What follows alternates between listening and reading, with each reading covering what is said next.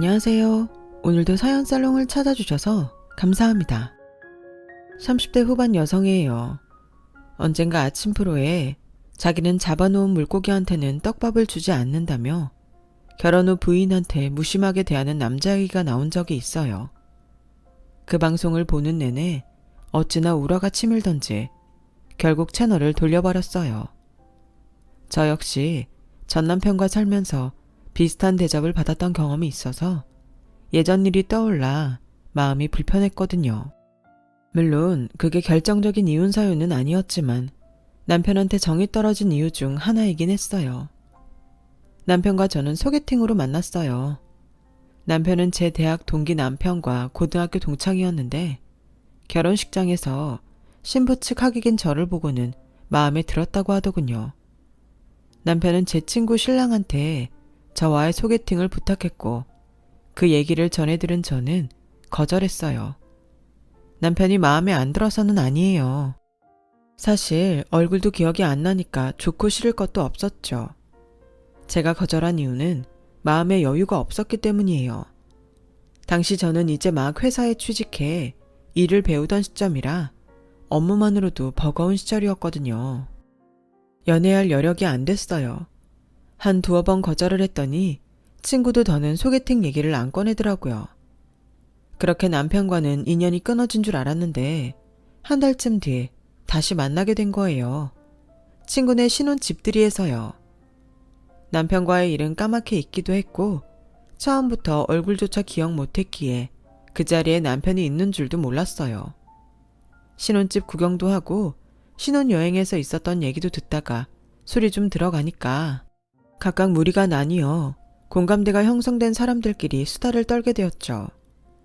저는 은행에 다니는 친구 남편 친구랑 얘기를 하게 됐는데 음악 취향도 비슷하고 영화 취향도 같아서 대화가 잘 통하더라고요. 특히 신입사원의 고충도 잘 알아주고 적절한 조언도 해줘서 내심 이런 남자랑 만나면 어떨까 하는 생각이 들더라고요.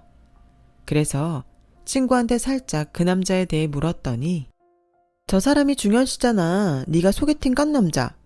뭐야? 너 지금까지 모르고 있었던 거야? 아까 보니까 분위기 좋던데 이제 좀 만나볼 생각이 든 거야? 대화해보니까 사람이 괜찮은 것 같더라고. 대화도 잘 통하고. 그치만 두어 번이나 거절해놓고 이제 와서 좋다고 만나자고 하면 상대방 기분이 좀 그렇지 않을까? 괜히 장난하는 것도 아니고 말이야. 그런 걱정은 안 해도 될 것 같은데 중현 씨가 널 보는 눈빛을 보니까 10번을 거절해도 만나자고 하면 당장 달려올 것 같더라. 잘해봐. 술도 떨어지고 슬슬 파장 분위기가 되자 하나둘 자리에서 일어났어요. 아쉽지만 저도 막차 시간이 다 돼서 더 있을 수가 없었죠. 그래서 먼저 가보겠다고 인사를 하고 나섰는데 그 남자가 따라 나오더라고요. 집까지 데려다 주겠다면서요. 말로는 안 그래도 된다고 사양했지만 실은 저도 이대로 헤어지는 게 아쉬운 참이라 속으로 쾌재를 불렀죠. 늦은 밤 버스 뒷자리에 앉아 우리는 쉴 새 없이 수다를 떨었고 그러는 사이 내려야 할 정류장에 도착을 했어요. 함께 내려서 저희 집까지 걸어가는데 그 사람이 그러더라고요. 사실 오늘 지은 씨가 오는 줄 몰라서 그냥 일찍 집에 가서 쉴까 했는데 가길 잘했네요. 2번이나 차인 사람이 이러면 너무 질척거린다고 할지 모르지만 그래도 안 하고 후회하느니 또다시 거절을 당하더라도 말해야겠어요. 지은 씨, 나랑 만나보지 않을래요? 한번 만나보고 그래도 정 마음에 안 든다고 하면 그때 두말 않고 떨어져 나가줄게요. 내 제안 받아줄래요? 이미 이 남자한테 마음이 다가간 상황이라 거절할 이유가 없었어요. 그래서 만나기로 했죠. 저는 은행 문이 일찍 닫기에 은행원은 다들 칼퇴근을 하는 줄 알았는데 은행문을 닫은 후에도 업무는 계속 이어지더라고요. 게다가 분기별로 실적을 내야 해서 영업까지 뛰느라 휴일을 반납하는 일도 부지기수였어요. 그렇게 바쁜 와중에도 그이는 하루도 빠짐없이 저를 보러 왔어요. 어쩔 땐 5분 정도밖에 못 보고 다시 돌아가야 하는데도 길을 쓰고 저를 보러 오더라고요. 그 모습에 이 사람이 나를 많이 사랑하고 있다는 걸 느낄 수 있어서 미안하면서도 고마웠어요. 누가 은행원 아니랄까봐 경제관념도 철저하고 요행보다는 노력해서 하나씩 스스로 만들어가는 걸 원하는 타입이라 믿음도 가더라고요. 남편감을 고른다면 이런 남자가 좋지 않을까 생각했어요. 우리는 연애를 하는 내내 데이트 통장을 만들어 사용했고 휴가를 갈 때는 반년 전부터 따로 여행 자금을 모아서 계획적으로 사용했어요. 친구한테 그 얘기를 했더니 알뜰한 건 좋지만 남자가 너무 인색하게 구는 거 아니냐고 하더라고요. 남자가 데이트 자금을 다 써야 한다고 생각하는 건 아니지만 주변 친구들만 봐도 여자보다 남자가 더 쓰는 게 사실이잖아. 근데 너희 커플은 둘이 반반씩 내니까 네가 좀 안 돼 보인다 그거지. 은행원이라 그런가? 사람이 좀 짜긴 짜다. 네가 생각하는 것처럼 중현 씨가 인색하기만 한 사람은 아니야. 생일이나 크리스마스 땐 꽤 비싼 선물도 척척 해주는 걸. 그냥 계획성 있고 알뜰한 사람인 거지. 그때까지만 해도 저는 제 남편의 좋은 점만 보려고 했던 것 같아요. 성실하고 계획성 있고 꼼꼼한 성격이 그땐 그의 단점을 가리고 있었거든요. 3년 조금 넘게 연애를 한 우리는 결혼을 하게 됐어요. 양가 모두 내세울 만큼 돈이 있는 집은 아니었지만 자식들 결혼에 어느 정도 도움을 줄 수 있는 정도는 됐어요. 그래서 남편은 시부모님 도움을 받아 신혼집으로 20평대 아파트를 전세로 얻을 수 있었고 저 역시 제가 모은 돈에 부모님의 도움을 받아 혼수와 예단 준비로 1억 정도 쓸 수 있었어요. 거기다 아빠가 여유자금으로 가지고 있으라고 5천만 원을 따로 주셨는데 그 돈으로는 남편 차를 구입했어요. 결혼 후에도 우리 부부는 데이트 통장을 없애지 않고 거기에 각각 생활비를 넣어서 공동생활비로 썼어요. 각자 버는 돈 중 공동생활비를 제외한 나머지 돈은 각자 알아서 관리했죠. 명절에 제 친정과 시댁 어른들께 드리는 돈도 각자 자기 부모님한테 드리곤 했고요. 결혼하고 처음 맞는 추석이었어요. 저희 시댁은 차례를 지내지 않는 집이라서 추석 당일 아침에 모여 다 같이 식사를 하는 게 다였어요. 설거지까지 마치고 저희 친정에 가려고 일어났는데 시어머니 표정이 왠지 안 좋더라고요. 설마 밥만 먹고 바로 친정에 간다고 저러시는 건 아니지? 라고 생각했는데 보다 못한 시누이가 저를 데리고 자기 방으로 가더라고요. 언니, 아무리 결혼한 지 얼마 안 돼서 모른다지만 그래도 이렇게 센스가 없을 줄은 몰랐네요. 내 용돈은 바라지도 않아요.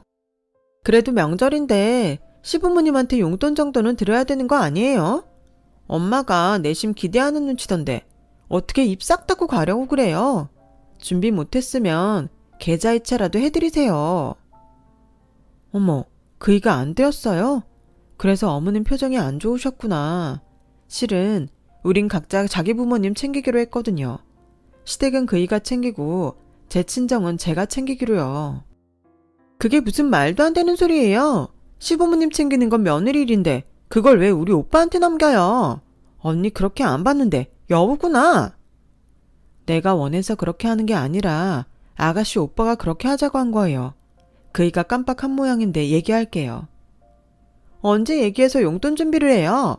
그러지 말고 언니가 먼저 드리고 오빠한테 받으면 되죠.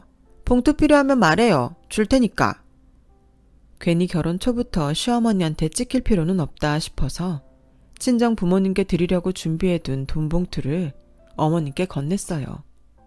그제야 어머님 얼굴이 환하게 변하더라고요. 저희 집에 가는 길에 남편한테 그 얘기를 했더니 남편이 대뜸 얼마나 드렸냐고 하는 거예요. 어머님 아버님 거 합해서 50만 원. 뭐? 당신 미쳤어? 무슨 돈을 그렇게 많이 드려? 나는 한 10만 원 드릴까 했는데. 결혼하고 첫 명절이잖아. 우리 결혼할 때 부모님 도움 받아서 하기도 했고. 암튼 자기 부모님한테 내가 드렸으니까 우리 부모님한테는 자기가 드려. 알았지? 남편은 볼멘 소리로 알았다고 했어요. 그날 친정 나들이까지 끝내고 집에 돌아온 우리는 그대로 뻗었어요. 평소 안 입던 한복까지 차려입고 양쪽 집을 들렀더니 진이 빠지는 게 손가락 하나 까딱하기 싫더라고요. 그렇게 명절 연휴가 지나고 며칠이 지난 어느 날이었어요. 여동생이 전화를 했더라고요. 언니, 정말 너무한 거 아니야? 싱글인 나도 명절에 엄마한테 30만 원 드렸는데 결혼까지 한 언니가 10만 원이 뭐냐? 그것도 결혼하고 처음 맞는 명절인데 언니도 그렇고 형부한테도 실망이야. 그게 무슨 소리야? 네가 뭘 잘못한 거 아니야? 난 분명히 그 이한테 50만 원 드리라고 했는데. 일단 알았어. 내가 엄마랑 통화할게. 동생이랑 전화를 끊고 엄마한테 전화를 했더니 동생 말대로 봉투엔 딸랑 10만 원밖에 안 들어있었다고 하더라고요. 일단 봉투가 바뀐 것 같다고 말씀드리고 계좌이체로 40만 원을 더 보내드렸어요. 그리고 밤에 퇴근한 남편한테 낮에 있었던 일을 얘기했더니 별일 아니라는 듯 그러더라고요. 그러게 자기가 왜 우리 엄마한테 그렇게 큰 돈을 줬냐고. 솔직히 나는 정말 이해가 안 가. 내가 왜 당신 때문에 괜한 지출을 해야 되는 거야. 난 애초에 10만 원 이상 쓸 생각이 없었어. 그러니까 당신이 추가 지출한 금액은 내 책임이 아니라 당신 책임이지. 내 말이 틀려? 남편 말이 틀린 건 아니지만 그래도 딸랑 10만 원으로 입 닦으려 한 거는 너무 야박하다고 생각해요.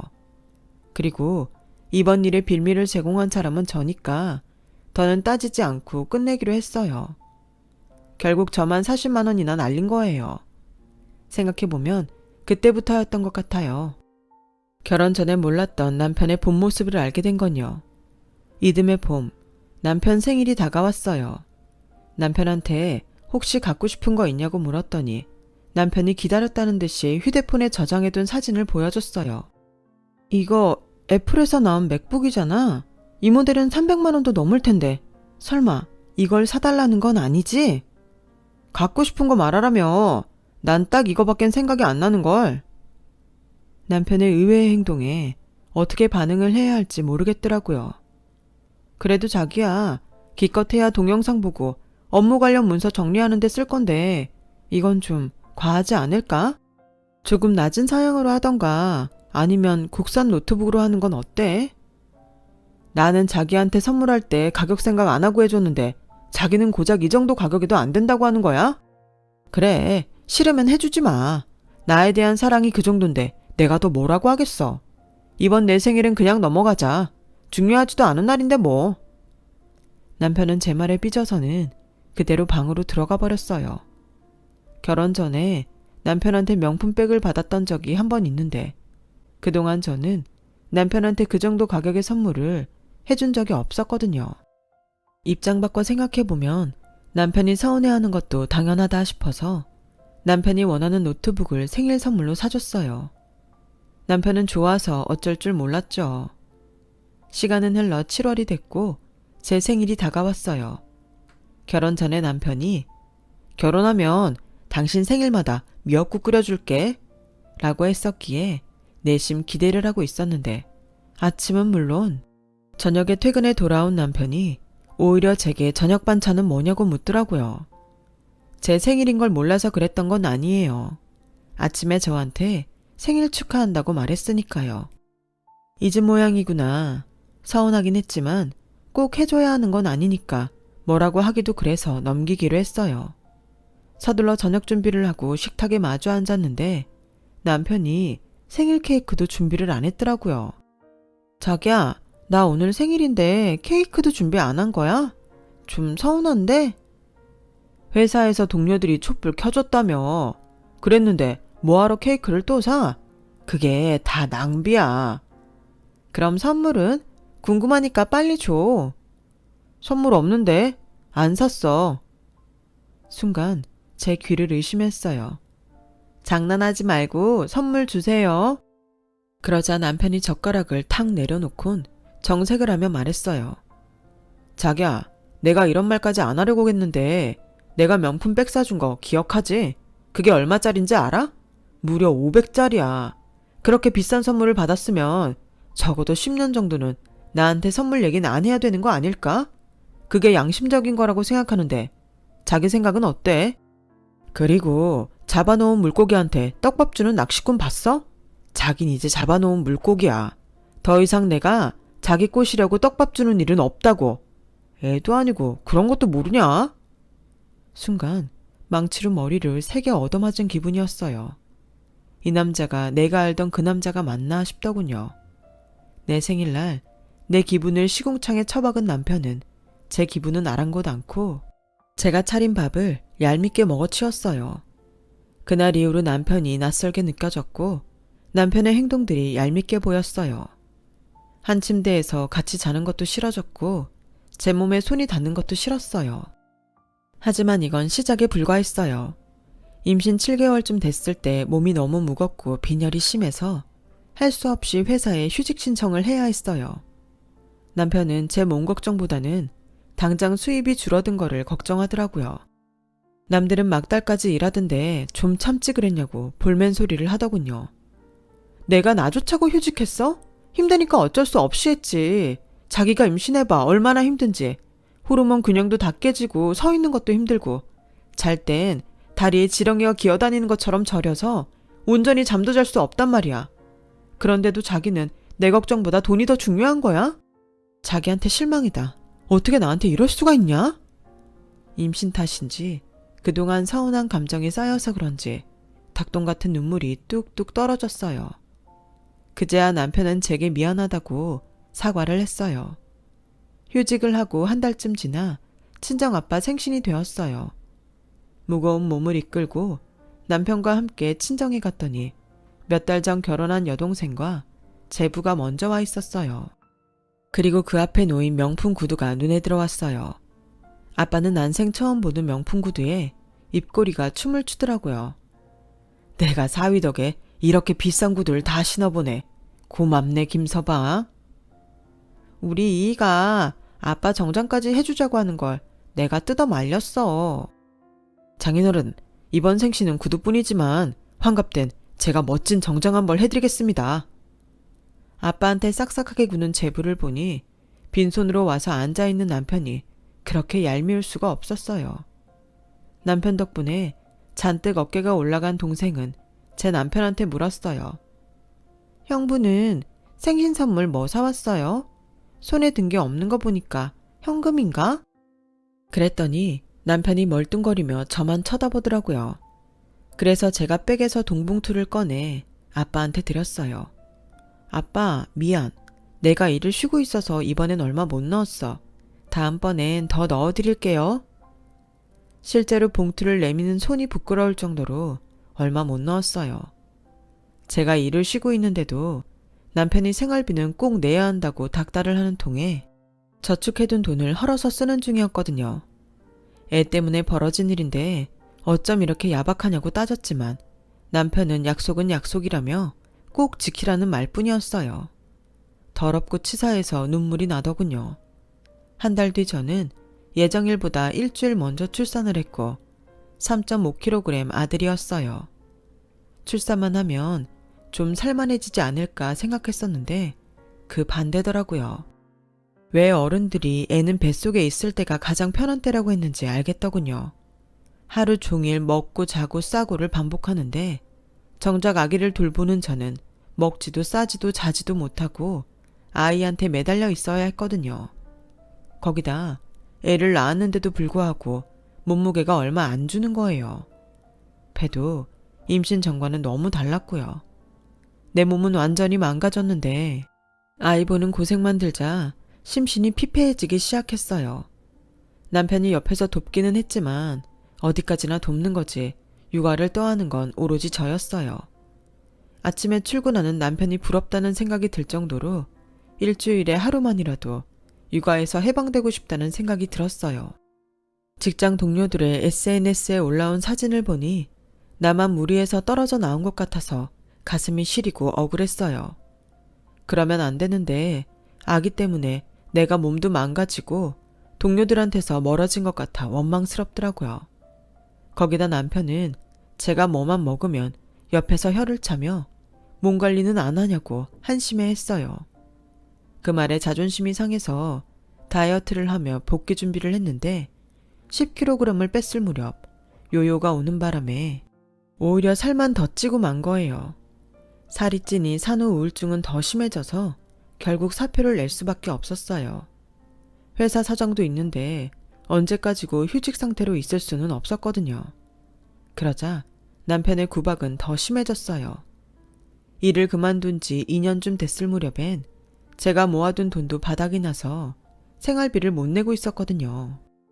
그랬더니 남편이 생활비도 안 내면서 너무 먹어대는 것 아니냐고 밥그릇까지 뺏어가며 난리를 쳤어요. 넌 거울도 안 보냐? 지금 네가 먹는데 신경 쓸 처지냐고. 하루빨리 살 빼서 새 직장 알아볼 생각은 안 하고 언제까지 내 등에 빨대 꽂고 살 생각이야. 애 핑계 댈 생각 하지 마. 남들은 애 안 낳고 사니? 우리 은행 여직원들 보면 다들 애 낳고 2달 만에 예전 모습 그대로 만들어서 복직들 하더라. 네가 게으르고 정신 상태가 썩어서 이 모양 이 꼴이 된 거라고. 언제까지 식충이처럼 살래? 언제까지 내 등골 빼먹을 거냐고. 내가 집에서 놀고 있니? 애 보고 청소하고 빨래하고 나도 하루 종일 일하고 있어. 당신은 휴일에 친구들 만나러 나갈 여유라도 있지? 난 24시간 356일을 육아랑 가사노동에 시달려 산다고. 나 그냥 노는 거 아니란 말이야. 핑계는 너만 애 키우고 사냐? 딴 집 여자들도 육아에 살림까지 다 하면서 일해서 돈까지 벌고 살아. 너만 못한 사람이 어디 있는 줄 알아? 일하기 싫어서 핑계대는 거지. 남편은 끝까지 제 탓을 하며 저를 몰아세웠어요. 마치 제가 사라져주기를 바라는 사람처럼 모질게 굴었죠. 어떻게든 돈을 벌자. 그래서 저 새끼 얼굴에 생활비 던져주고 끝낸다. 이런 결심으로 재택 아르바이트를 찾기 시작했어요.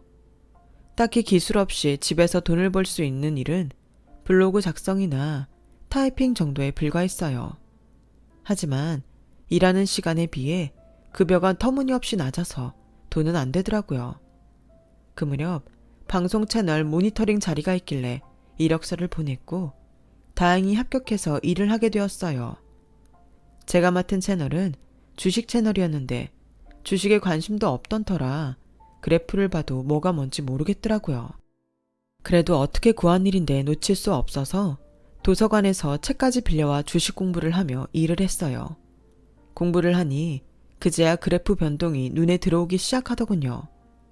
비록 많은 돈을 벌지는 못했지만 적어도 남편 눈치 안 보고 제가 쓸 수 있는 돈이 생겨서 숨통은 트였어요.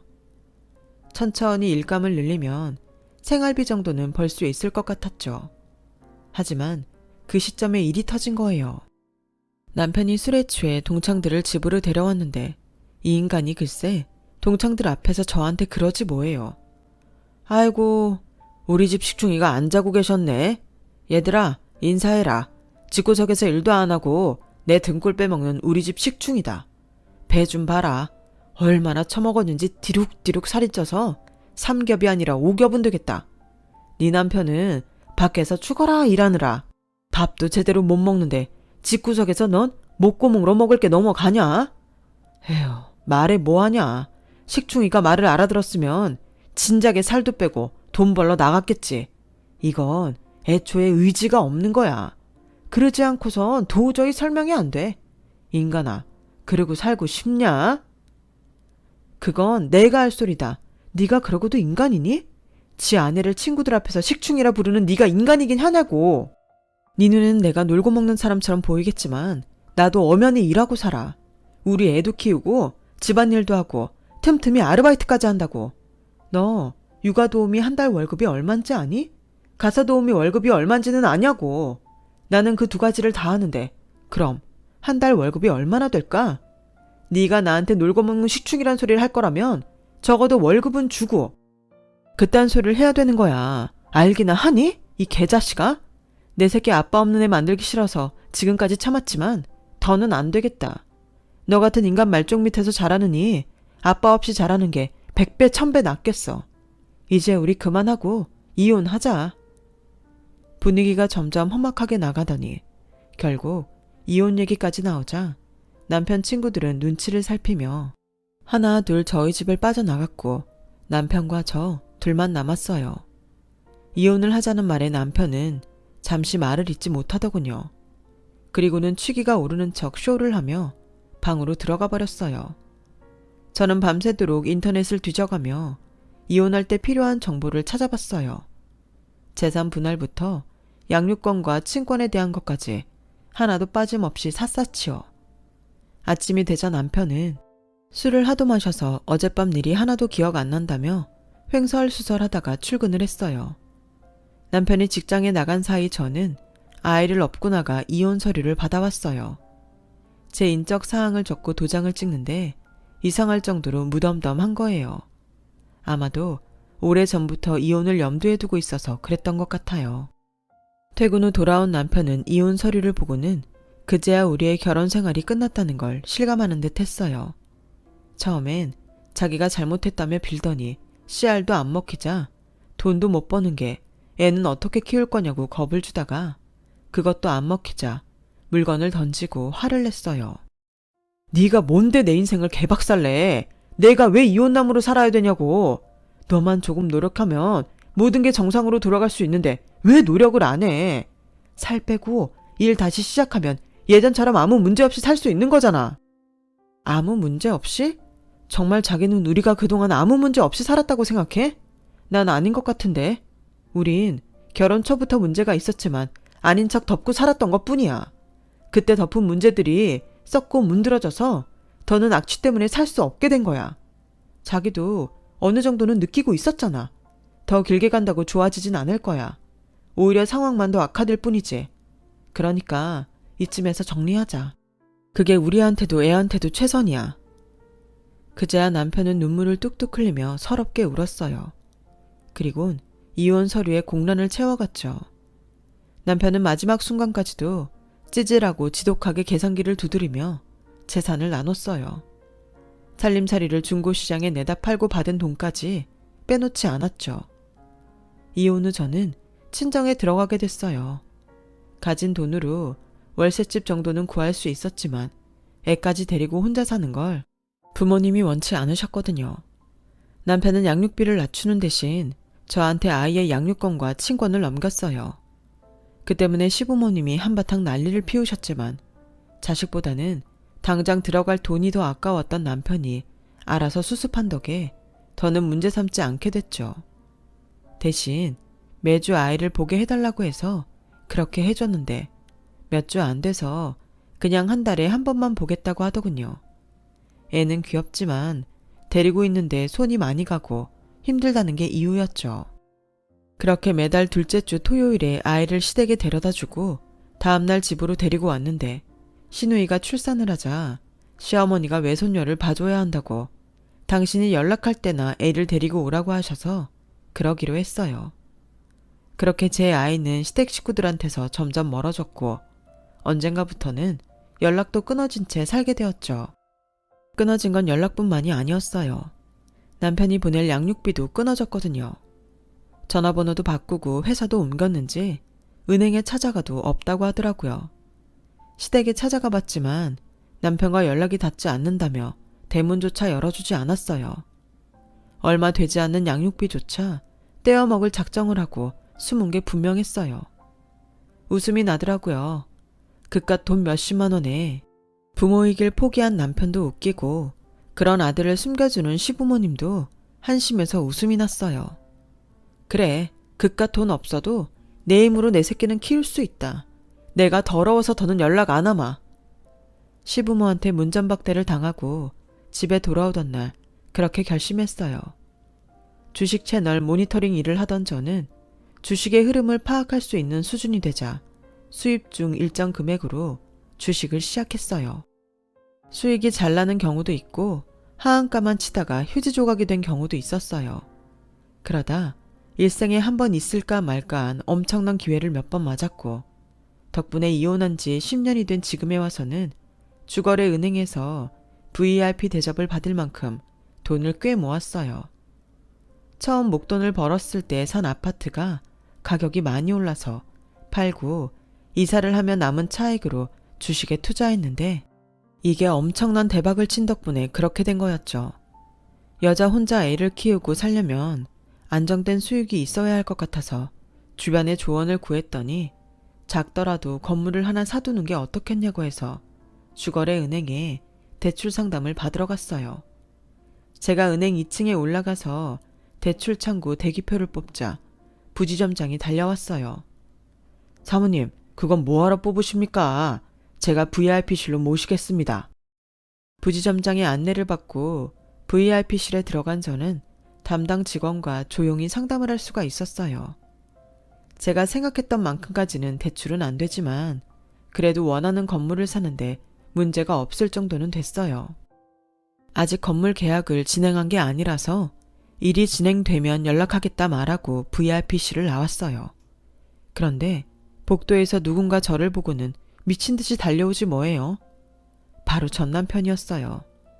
남편은 다짜고짜 제 팔을 끄드러 잡으며 나가자고 하더군요.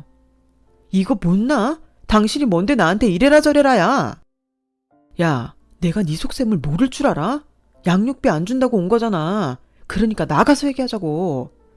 미친 새끼, 양육비 안 주고 잠수 탄 게 찔리긴 하는 모양이다.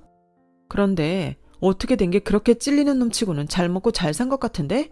배 나온 것 좀 봐. 관리 좀 해야겠다. 이래서야 고객들 상담할 때 좋은 인상 줄 수 있겠어? 자기가 그렇게 좋아하는 돈 벌려면 은행에서 잘리지 않고 오래오래 붙어 있어야 하잖아. 안 그래? 그러니까 나가서 얘기하자고. 돈 받고 싶으면 그 입 닥치고 따라 나와. 시끄럽게 떠들었다간 땡전 한 푼 안 줄 테니까. 알았어. 남편은 강제로 제 팔을 당기며 밖으로 데리고 나가려고 했어요. 그때였죠. 화장실에서 나오던 부지점장이 그 모습을 보고는 달려왔어요. 자네 미쳤어? 이분이 누군 줄 알고 함부로 이러는 건가? 사모님, 죄송합니다. 이 부장이 저희 지점으로 온 지 얼마 안 돼서 사모님을 몰라본 모양입니다. 당장 사과드리게. 이분은 우리 지점 VIP 고객님이셔. 그 말에 남편은 눈이 휘둥그레져서는 얼이 빠진 채 고개를 꾸벅 숙였어요. 부지점장님, 직원 교육 좀 제대로 하셔야겠네요. 이만 가볼게요. 고개를 푹 숙이고 있는 남편의 뒷꼭지를 내려다보며 은행을 나왔어요. 말 그대로 10년 묵은 채증이 내려가는 기분이 나더라고요. 나를 식충이라고 놀리던 남편놈이 내 앞에서 고개까지 숙이는 날이 올 줄 누가 알았겠어요. 거기다 앞으로 제가 은행에 갈 때마다 남편은 굴욕감에 시달려야 할 테니 이보다 큰 복수가 어디 있겠어요. 세상은 참 살고 볼 일인가 봐요. 그리고 그날 밤 낯선 번호로 전화가 왔더라고요. 전 남편이었어요. 근처 카페에서 기다리고 있을 테니 잠깐 얘기 좀 하자고 하더군요. 생각 같아선 꼴도 보기 싫었지만 혹시 애 때문에 만나자고 하는 게 아닌가 해서 약속 장소로 나갔어요. 그런데 이놈이 뭐라는 줄 아세요? 나한테 실망한 건 알지만 이미 지나간 일이잖아. 따지고 보면 자기가 이렇게 성공한 데에는 내공도 있다고 생각해. 내가 당신 등을 밀어줬기 때문에 살도 빼고 다시 일을 시작한 거 아니겠어? 그래서 말인데 자기야, 우리 재결합하는 게 어떨까? 준이를 생각해서라도 그게 낫지 않아? 여자 혼자 애 키우고 사는 거 솔직히 힘들잖아. 사내아이한테는 아빠가 필요한 순간이 있다고. 그러니까 자기야. 더는 들을 수가 없어서 중간에 말을 끊어버렸어요. 미친 소리하고 자빠졌네. 누가 아빠야. 양육비 좀 줄이겠다고 양육권에 친권까지 내던질 땐 언제고 면접권도 포기하고 7년 넘게 연 끊고 산 주제에 아빠? 뚫린 입이라고 함부로 짓거리는 거 아니야. 그리고 너 아니어도 우리 준이한테 아빠 이상으로 보살펴주는 사람 많아. 우리 아빠도 그렇고 제부도 그렇고 네가 네 아들한테 한 것보다 100배 1000배 더 다정하게 아빠 노릇 해준다고. 그러니까 니깎게 끼어들 자리는 없다는 얘기야. 은행에서 나한테 돈 좀 있다는 소리 듣고 찾아온 모양인데 인간아, 너는 머리를 장식으로 달고 다니니? 나 정도 돈 있는 여자가 너처럼 돈도 없고 출세도 못하고 인성에 문제 많은 놈이랑 다시 살고 싶겠니? 거기다 머리는 까주고 배까지 나와선 어디다 비비려들어 건방지게. 네 주제를 알고 덤비란 말이야. 그러자 남편이 갑자기 일어나 제 멱살을 잡고 흔들었어요. 네가 돈 좀 있으면 다야? 내가 받아준다고 하면 고개 숙이고 달려올 일이지 어디서 큰 소리야. 남편은 분에 못 이겨 저를 바닥에 내던졌어요. 그러자 카페 안에 있던 누군가가 경찰에 신고를 했고 놀라서 도망치려는 남편을 가게 남자 직원이 달려들어 꼼짝 못하게 붙잡았어요. 잠시 뒤 남편은 경찰 손에 끌려갔고 카페 사장은 CCTV 사본을 경찰한테 넘겼어요. 그 일로 남편은 접근 금지 명령을 받았어요. 거기다 제가 양육비 미지급을 이유로 수차례 법원에 남편의 월급 차압 신청을 했던 터라 벌금형까지 받게 되었죠. 이후 남편은 법원의 판결에 따라 월급이 차압됐고 그 바람에 은행에 저와의 관계가 알려졌어요. 결국 등 떠밀리듯 지방에 있는 지점으로 좌천까지 되었죠. 잡아놓은 물고기엔 떡밥을 안 준다고 했던 남편은 잡아놓은 물고기마저 놓친 채 그물까지 찢어먹은 셈이 됐어요. 늦은 감이 있지만 남편한테 이 말을 꼭 해주고 싶네요. 인간아, 그러게 있을 때 잘하지. 이혼하고 10년 만에 생각지도 못한 복수를 하게 된 저의 사연은 여기까지입니다. 털어놓고 보니 속이 후련하네요. 들어주신 여러분 감사드립니다. 소중한 가족분들과 즐거운 인생 되시길 바랍니다. 여러분, 사연 댓글에 응원과 현명한 조언 부탁드려요. 좋아요와 구독은 저에게 큰 힘이 됩니다. 오늘도 좋은 일 가득하세요.